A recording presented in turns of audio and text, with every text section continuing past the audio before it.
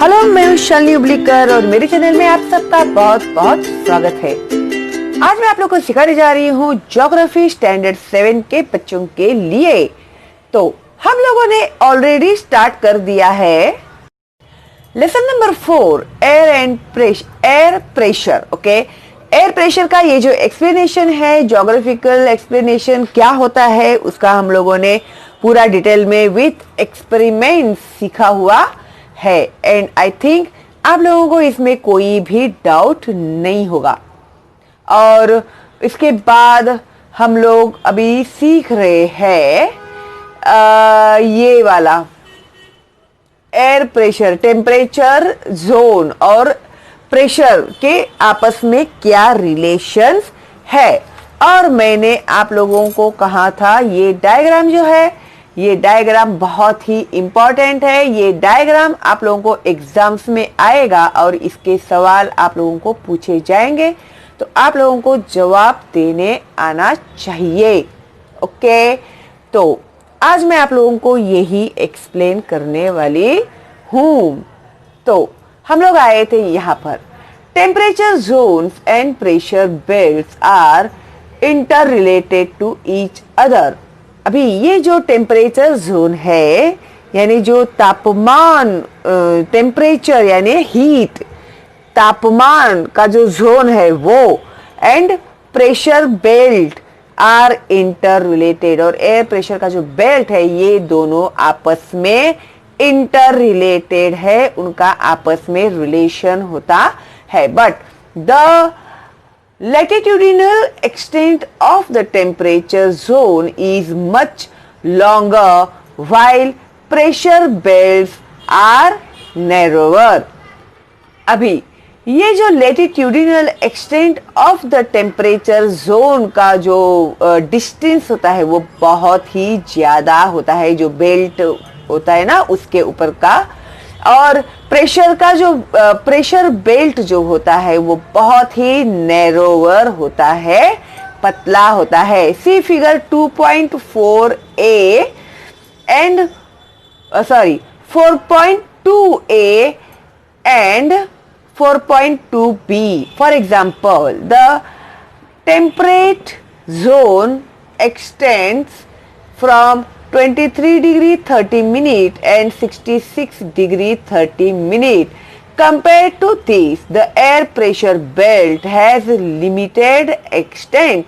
It is generally up to 10 degree parallel। देखो अभी ये जो यहाँ पर डायग्राम दिया हुआ है आप लोगों को, तो ये देखो ये है डायग्राम 4.2a टेम्परेचर जोन्स। तो इसमें ये देखो यहाँ पर है फ्रिजिड जोन, यानी कूलेस्ट, कोल्डेस्ट है ये।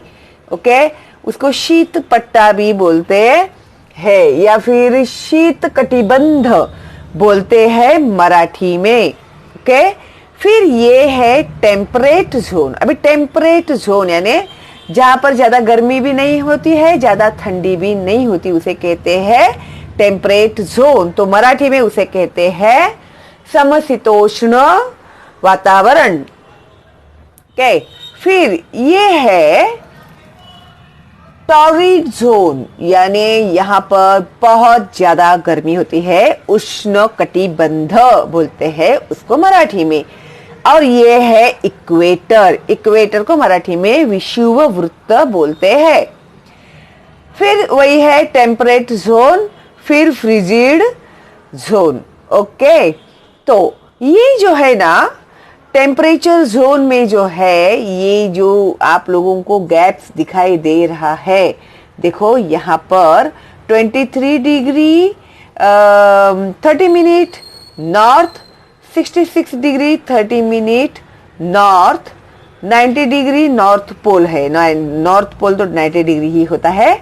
और फिर यहाँ पर देखो 23.30 minute south, 66 degree 30 minute south. ठीक है, तो इनमें जो डिस्टेंस है देखो बहुत ज्यादा होता है। ओके। और इसके अपोजिट ये जो प्रेशर बेल्ट एंड पोलेंटरी विंड्स, ये जो है इसमें जो है distance, belt of distance is very narrow, okay. और वो 10 डिग्री पैरेलल आता है, 10 डिग्री अक्षवृत्त बोलते हैं उसको मराठी में, ठीक है। तो इस तरह से इसके बारे में दोनों में हम लोगों को उन लोगों ने एक्सप्लेन किया हुआ है, ओके। और आगे हम लोग देखते हैं इन्होंने क्या दिया है। आई होप आप लोगों को ये समझ में आ गया है। See, this is very important, okay. So listen very carefully. Pressure belts on the earth surface. अभी अर्थ सरफेस के ऊपर प्रेशर बेल्ट किस तरह से होता है, प्रेशर बेल्ट किस तरह से होता है। The heat received from the sun is uneven in different regions. अभी देखो, अभी ये जो सनलाइट आता है ना, ये जो सनलाइट हमारे अर्थ पर आता है वो कैसा होता है, अनइवन होता है। अनइवन यानी सब जगह पर वो एक जैसा नहीं होता, कहीं पर कम, कहीं पर ज्यादा, कहीं पर बहुत ज्यादा और कहीं पर बहुत कम, यानी अनइवन होता है। Hence the distribution of the temperature is uneven from the equator to the poles। और इसीलिए ये जो टेम्परेचर का जो डिस्ट्रीब्यूशन जो होता है ना, कहाँ पर, the equator to the poles, वो भी अनइवन होता है। As a result the temperature zones are created. इसके लिए इसका ही नतीजा ये है कि टेम्परेचर जोन जो होता है वो क्रिएट होता है।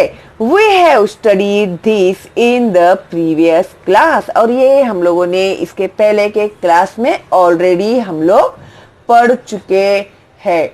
Equatorial low pressure belt. अभी इक्वेटोरियल लो प्रेशर बेल्ट क्या होता है, उसे मराठी में कहते हैं विषुववृत्तीय कमी दाबाचा पट्टा। The sun rays can be perpendicular between the Tropic of Cancer and the Tropic of Capricorn। तो the Tropic of Cancer and the Tropic of Capricorn में जो सन रेज होते हैं वो परपेंडिकुलर यानी लंबे, सीधे लंबे गिरते हैं, ओके। इसके लिए the temperature is higher in this region। और स्ट्रेट सनरेज वहां पर गिरने की वजह से वहां पर जो टेम्परेचर होता है वो बहुत ज्यादा होता है। Hence air in this region gets heated। और इस वजह से वहां की हवा भी जो रहती है वो गर्म हो जाती है। Expands और वो फैलती है। Becomes lighter और उसका हल्की भी हो जाती है वो। And moves towards the sky. और जब हवा हल्की हो जाती है, लाइट हो जाती है, फिर वो आसमान की तरफ जाती है।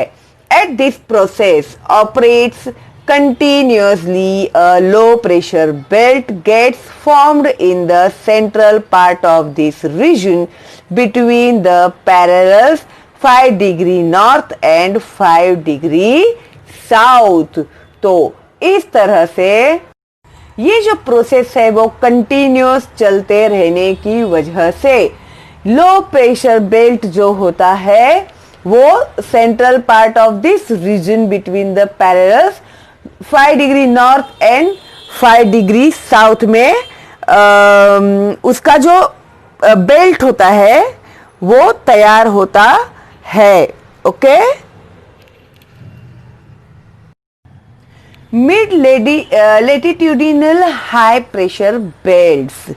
तो अभी ये मध्य अक्षवृत्तीय प्रेशर वाला बेल्ट, उसके बारे में हम लोग पढ़ेंगे।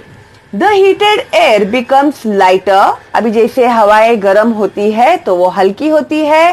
start ascending and after reaching higher altitudes moves towards the polar region, that is towards the north and the south pole. अभी जब हवाएं गर्म होती है तो वो हल्की हो जाती है और वो फैलने लगती है और हाइट की तरफ वो जाने लगती है।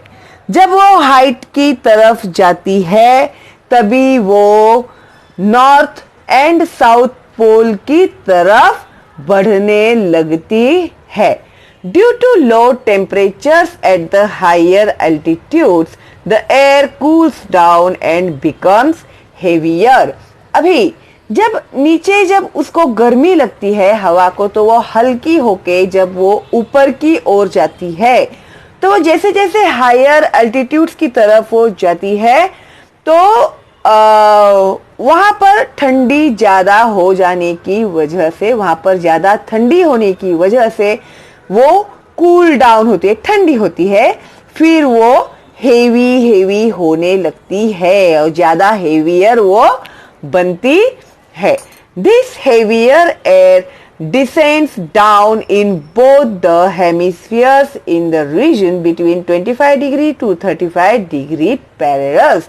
और ये जो हेवियर एयर जो होता है descends down in the both hemisphere, तो ये जो साउथ एंड नॉर्थ पोल होता है वहां पर वो नीचे की ओर आने लगता है in the region between 25 degree to 35 degree parallels. This leads to the formation of high pressure belts in these parallels and latitudes in both the hemispheres। और इसकी वजह से ये जो formation of high pressure belt होता है वो ये जो दोनों हेमिस्फीयर्स है उसमें ज्यादा एयर प्रेशर तैयार होता है। दिस एयर इज ड्राई, और ये जो हवा होती है बहुत ड्राई होती है, उसे कोरडी बोलते हैं ना, कोरी होती है। Hence the region does not get rainfall, और इस वजह से वहां पर बारिश नहीं गिरती। Consequently most of the hot deserts on the earth are found in these regions। तो आप लोगों को पता ही होगा ना, जहां पर डेजर्ट होता है वहां पर बारिश नहीं गिरती या फिर बारिश बहुत कम गिरती है। तो ये जो इफेक्ट है हम लोगों को डेजर्ट जहां पर होता है वहां पर देखने मिलता है। ओके, आई थिंक आप लोगों को मैंने कोशिश की है जितना इजी हो सके उतना सिखाऊं, एंड आई होप आप लोग को समझ में आ रहा है। नाउ सब पोलर लो प्रेशर बेल्ट, और ये जो है सब पोलर लो प्रेशर बेल्ट यानी उपध्रुवीय low pressure belt. Okay, due to earth curvature the area between two parallels gets reduced as we move towards the poles। अभी अपना ये जो अर्थ है ना, अर्थ कैसा है, टेढ़ा है, वक्र है ना, तो पूरा गोल नहीं है। हमारा अर्थ जो है वो पूरी तरह से गोल नहीं है, उसका जो शेप है वो कर्व है, उसकी शेप में the area between two parallels get reduced as we move towards the poles। तो जैसे जैसे हम लोग पोल्स की तरफ बढ़ते हैं तो वहां पर का जो एरिया है वो कम हो जाता है, वहां के जो रीजन का जो एरिया है वो कम हो जाता है, रिड्यूस हो जाता है। This results in laser friction of the air with the earth surface। और इसका ही नतीजा ये होता है कि इस शेप के कारण जो हवा होती है उसको बाहर निकलने के लिए रास्ता मिल जाता है। रास्ता उसका क्लियर हो जाता है। Air in this region is thrown out because of this reduced friction and also because of the earth's rotational motion। अभी इस रीजन का जो अर्थ है वो बाहर फेंका जाता है बिकॉज ये जो फ्रिक्शन जो है यहाँ का कम है और ये जो अपना अर्थ का जो रोटेशन होता है, रोटेशनल मोशन होता है, उसकी वजह से ये जो एयर होता है ये एयर बाहर की ओर फेंका जाता है। Okay, this leads to the development of a low pressure belt और इसी वजह से लो प्रेशर बेल्ट बढ़ते जाता है। ओके, नेक्स्ट है पोलर हाई प्रेशर बेल्ट्स। तो आई थिंक अभी ये और आगे और भी है, ये मैं पार्ट 3 में आप लोगों को सिखाती हूँ, ये पार्ट 2 में यहाँ पर ही कंप्लीट करती हूँ ताकि आप लोगों को बराबर से समझ में आए लेसन। ओके, तो इसके लिए हम लोग जल्दबाजी नहीं करेंगे। ओके, तो पार्ट 1 और पार्ट 2 अभी देख लेना, आप लोग बराबर से समझ लेना, डायग्राम बराबर से समझ लेना। कोई डाउट है तो मुझे कमेंट बॉक्स में आप लोग पूछ सकते हैं, कोई डाउट नहीं है तो एक थैंक्स तो मेरे लिए बनता ही है ना। और भाई घर पर ही रहिए, घर के बाहर अननेसेसरीली मत निकलिएगा। Stay home, stay safe, all the best and bye bye.